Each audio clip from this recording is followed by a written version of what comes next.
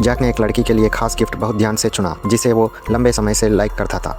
लेकिन अचानक स्कूल के एक जेलस लड़के ने वो गिफ्ट छीन लिया और उसे फ्रोजन लेक में फेंक दिया। जैक जैसे ही गिफ्ट उठाने की कोशिश करता है, उसके पैरों के नीचे की बर्फ़ अचानक टूट जाती है और वो तुरंत उसमें गिर जाता है। वो बुरी तरह झटपटाने लगता है, लेकिन ठंडा पानी उसके मुंह और नाक में बढ़ता ही जाता है। तभी अचानक उसके अंदर एक सुपर पावर जाग जाती है। अगले ही पल वो स्कूल की लाइब्रेरी में टेलीपोर्ट हो जाता है। जैक किताबों की अलमारियों के बीच से बाहर निकलता है और घबराकर लोगों की शॉकिंग निगाहों के बीच भागने लगता है। घर में उसका सामना अपने शराबी पिता से होता है। चिंता दिखाने के बजाय उसका पिता गुस्से से उसे फ्लोर साफ़ करने के लिए डांटता है और गुस्से से रूम के अंदर आता है।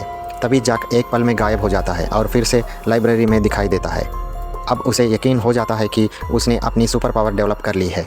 टेलीपोर्टेशन पर पूरी तरह कंट्रोल पाने के लिए वो दिन रात प्रैक्टिस करता है, लेकिन बार बार कंट्रोल खो देता है। फिर एक दिन वो एक मैगज़ीन खोलता है जिसमें एक इमेज देख के अपनी माँ के साथ बचपन में खेलते हुए इमेजिन करता है। अचानक उसके सामने दुनिया घूमने लगती है और वो एक बड़ा बिल्डिंग के ऊपर पहुंच जाता है। अब उसे क्लियर होता है कि वो जिस जगह के बारे में सोचेगा वही टेलीपोर्ट डेस्टिनेशन होता है।